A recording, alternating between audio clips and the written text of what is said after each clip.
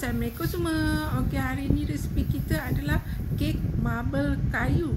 Dia corak kayu sangat sedap Okey, untuk bahan-bahannya kita punya kek marble kayu Kita ada butter dah cair, telur, gula kastor gula halus. Ni susu full cream. Tepung kek naik sendiri, overload dan juga vanila. Pertama sekali nanti kita akan mixer. Okey, kita akan mixerkan bahan-bahan ni hingga gebu Telur, gula, susu, overload dan juga vanila. Mixer dulu hingga gebu.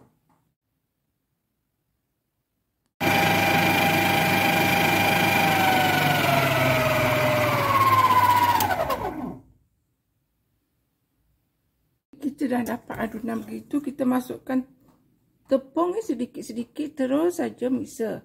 Jangan laju sangat Bila dah masuk tepung ni tak payah laju, perlahan je.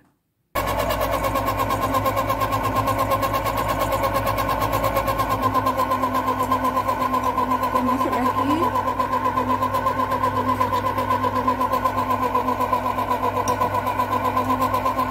Masuk lagi hingga selesai sikit-sikit Okey, kemudian masukkan butter cair. Ni perlahan saja sekejap aja. Lepas tu kita angkat.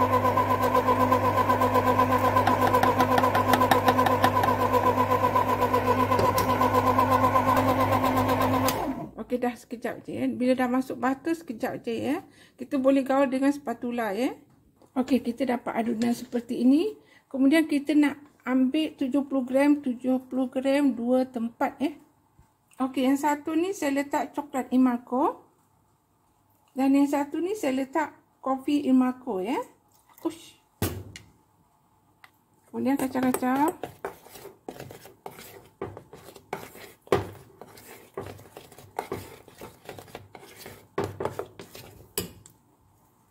Yang kopi pun kita kacau juga.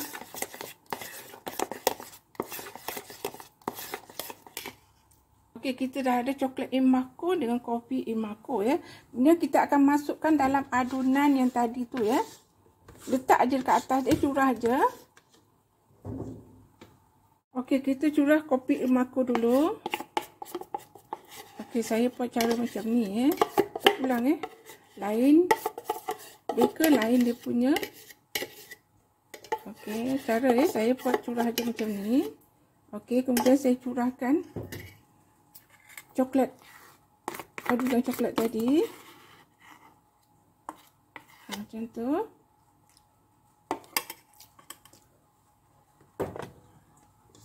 Nampak tak kita jadi macam ni Okey, kemudian kita kacau lah sikit je macam tu, sebab kita nak curah.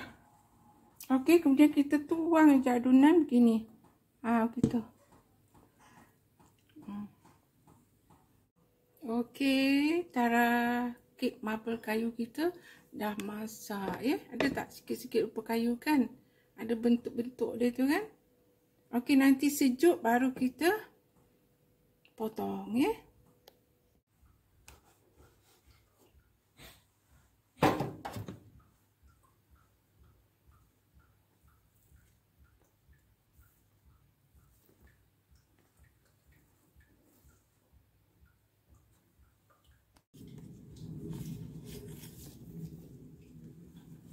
Cantik kan?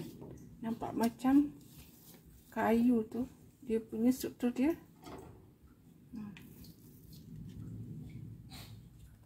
Okey, mari kita potong. Lembut je. Cantik dalam dia. Cantik kan?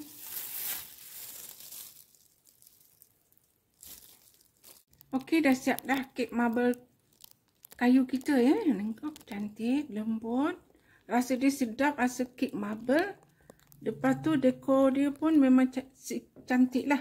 Sedikit rasa macam kayu Nampak tak dia punya corak tu?